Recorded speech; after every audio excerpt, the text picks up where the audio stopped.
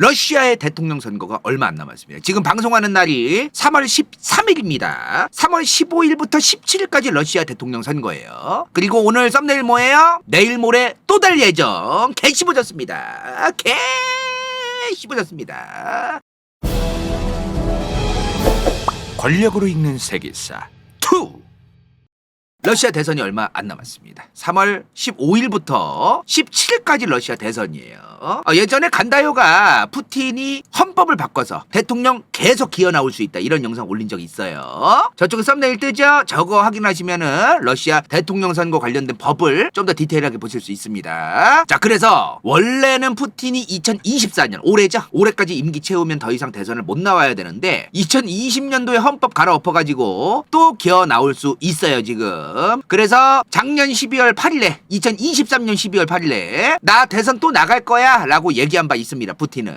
야, 그것도 근데 무슨 선거가 3월인데 12월이면 몇 달 전이야? 4달 전 아니에요?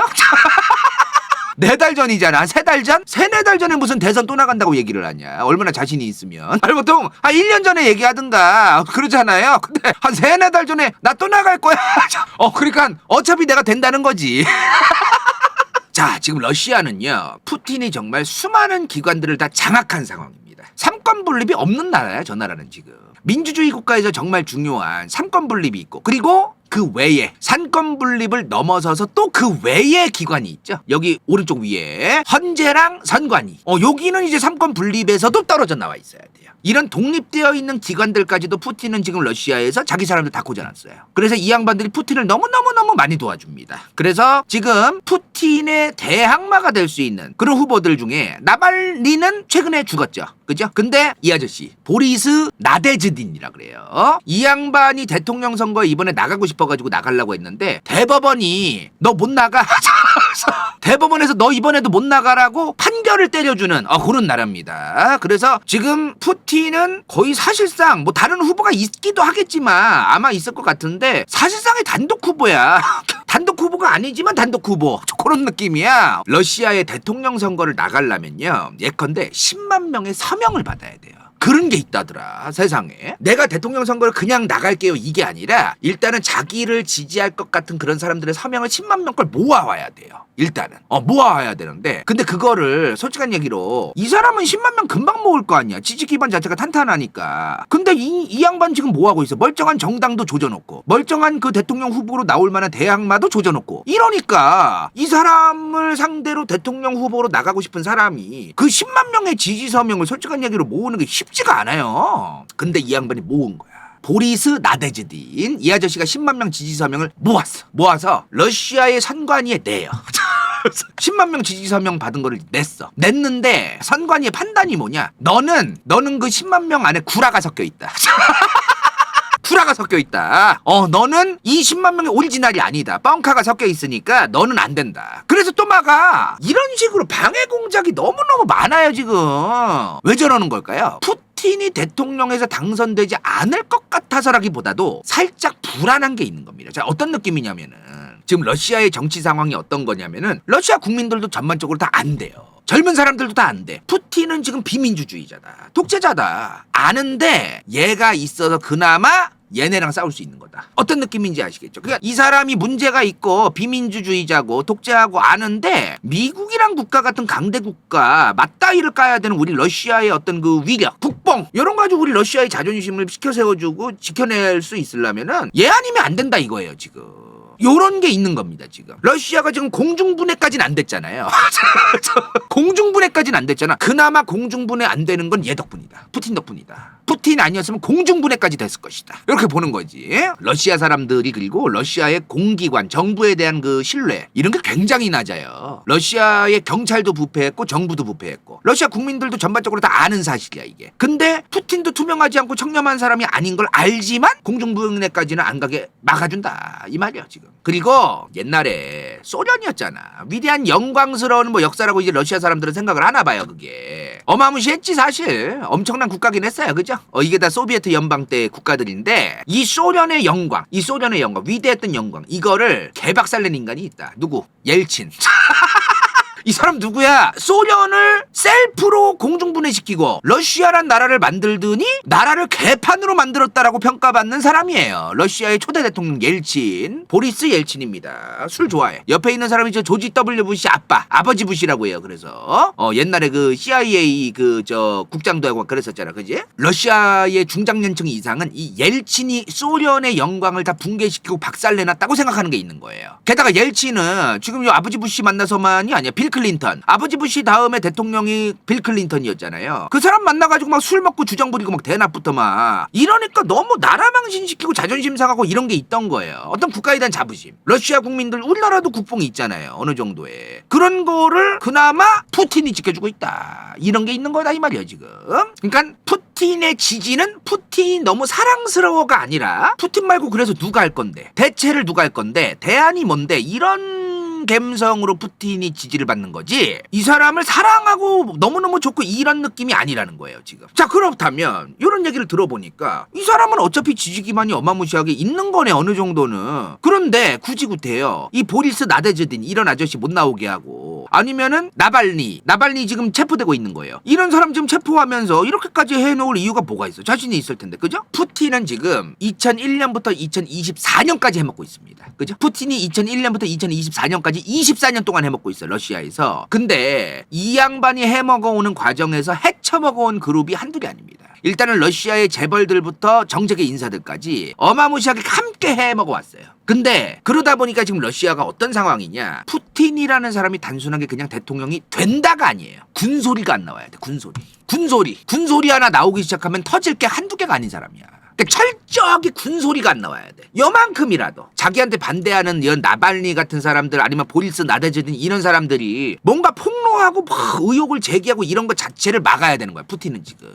뭔 말인지 이해되시죠? 자, 대한민국 7대 대통령 선거 아시죠? 박정희 후보랑 김대중 후보. 박정희 대통령 때죠. 53.19대 45.25라서 박정희 후보가 이겼어요. 근데 이 7대 대통령 선거 다음에 박정희 대통령, 박정희 정부가 바로 뭐예요? 유신헌법 발표합니다. 내가 천년만년 해먹겠다고 유신헌법 발표했어, 박정희 대통령이. 불안한 거야. 계속 해먹으려고 하는 사람 입장에서는 이 45.25라는 숫자보다 내가 높게 받았어도 불안한 거예요. 계속 해먹을 사람 입장에서는 조금이라도 야권의 응집력, 조금이라도 반푸틴 운동이 생길지 모른다라는 그런 거, 이런 거를 바로바로 진작에 제거해야 된다. 그래서 푸틴이 지금 그런 차원에서 미리미리 다 족치고 있을 것으로 전락에 추정된다. 전락에 추정된다. 최근에 러시아의 야권 지도자 나발니가 죽었습니다. 러시아에서는 자기 혼자 갑자기 죽었다고 얘기하는데 사인이 혈전이래요. 혈전으로 자연사. 근데 이미 2020년에 아시죠? 2020년 나발니는 최근에 2024년 돼서 죽었지만 응급실 한번 갔다 온 적이 있어. 홍차 먹고. 홍차 아시죠? 유명하잖아, 홍차. 나발니가 러시아에서 다른 러시아 지역으로, 러시아에서 러시아로, 러시아가 워낙 크니까 이제 비행기 타고 댕긴 거죠. 러시아에서 다른 러시아로 이동하는 공항에서 아침에 홍차 한잔 한 거야. 근데 그거 먹고 갑자기 쓰러져서 난리도 아니었어요. 근데 알고 보니까 노비촉이라는 신경제가 있었나 보더라고요. 자, 이 노비촉 사실 지금 푸틴은 저거 나랑 상관없다 뭐 우겨가지고, 팩트는 모르는 거긴 한데 졸라 웃긴 게 뭐냐면은 이 노비촉이 러시아 정부가 개발한 독극물입니다. 사실 러시아가 과거부터 이제 군사용으로 소련 때부터 개발한 생화학 무기예요. 근데 푸틴은 알바노다. 나는 관련이 없다. 이게 지금 얘기하는 건데 말이 됩니까 이게 지금, 솔직한 얘기로. 자, 그래서 이제 나발니가 이 노비촉으로 인해서 한 달 동안 혼수 상태였어요. 이것도 졸라 웃긴 게 뭐냐면은 나발니가 혼수 상태였어.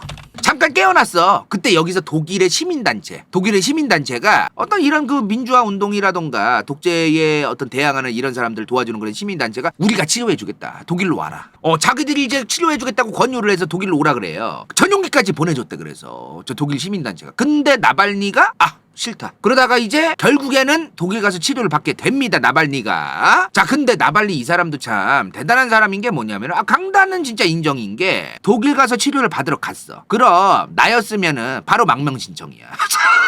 내가 나발니였으면은 독일에서 바로 망명 신청이야. 진짜 목숨이 왔다 갔다 하는데 지금 무슨 러시아로 다시 돌아가. 근데 본인 스스로 러시아로 난 돌아가겠다, 반푸틴 운동을 계속 지속하겠다 이러면서 러시아로 다시 돌아가요.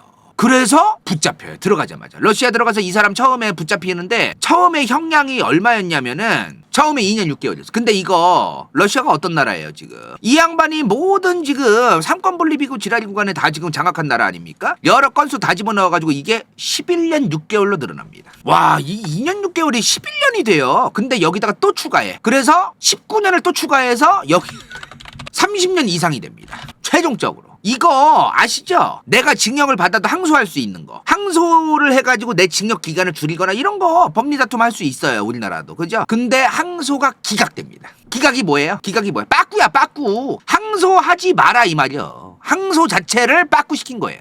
너는 30년 이상이 맞다.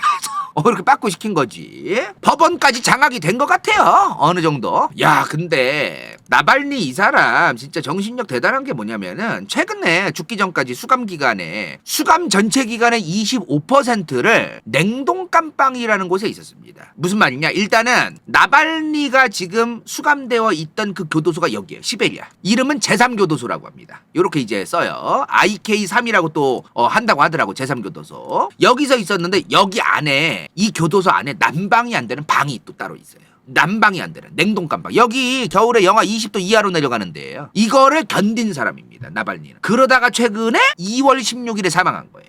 자, 근데 이 사람 러시아 방송국 같은 데서는 사인이 혈전이라고 얘기해. 혈전이 뭐야? 피떡이야, 피떡. 피가 굳은 거. 혈전이 혈관에 여기저기 돌아다니다가 뇌 혈관을 탁 막아버려서 이제 딱 터지는 거지, 이제 뇌가. 그러면서 이제 돌아가시는 분도 꽤 많아요. 뇌혈관 이제 같은 거 터져가지고. 그 혈전으로 죽었다 이 말이야. 자, 근데 최근에 러시아와 전쟁 중인 현재 우크라이나.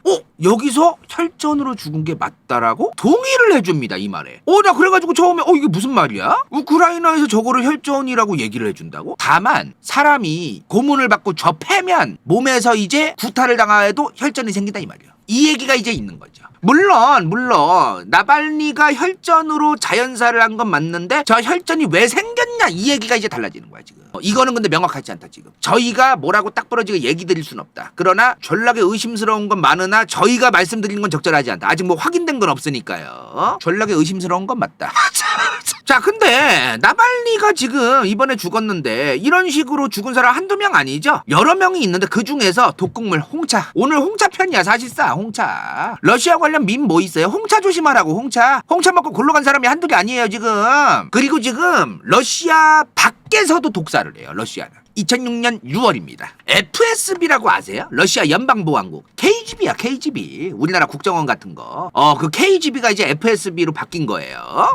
FSB 요원 출신 알렉산드르 리트비넨코. 이 양반이 러시아의 전 국정원 요원 같은 그런 거였던 거야. 근데 이 양반이 해외에 나가서 영국으로 망명을 가 있었어요. 그리고 러시아 푸틴 욕을 오지게 하고 돌아다녀요. 다른 나라에서. 근데 이 양반이 영국에서 망명 생활을 하는데 러시아의 국정원 요원들 전 동료들을 만난 거야. 본인이 그런 그 FSB 러시아 국정원 거기 옛날 동료들을 만난 거예요. 영국에서. 만나서 호텔에서 홍차 한잔 했대. 그리고 헤어졌는데 갑자기 오지게 아프더래. 그래서 영국 병원에 실려간 겁니다. 지금 이게. 갔더니 몸에서 폴로늄 210이 발견됩니다. 이거 방사성 물질이에요. 근데 자연에서 존재하는 방사성 물질이 아닙니다. 따로 뽑아내야 돼요. 우라늄을 통해서. 근데 이게 나는 이거 그 정도일 줄 몰랐는데 이게 독성이 청산가리의 2억 5천만 배입니다. 2억 5천만 배. 엄청난 물질이더라고요, 저게. 그게 보통 물질이 아니야. 야, 어떻게 2억 5천만 배가 될 수가 있죠, 청산가리에? 그냥 죽으라는 거지, 저게. 이거 진짜 위험한 물질이라서 정말 조심스럽게 다뤄야 되는데 전 세계에서 100g밖에 생산이 안 된대요. 근데 러시아에서 거의 다 생산한대. 그리고 내가 안 했다.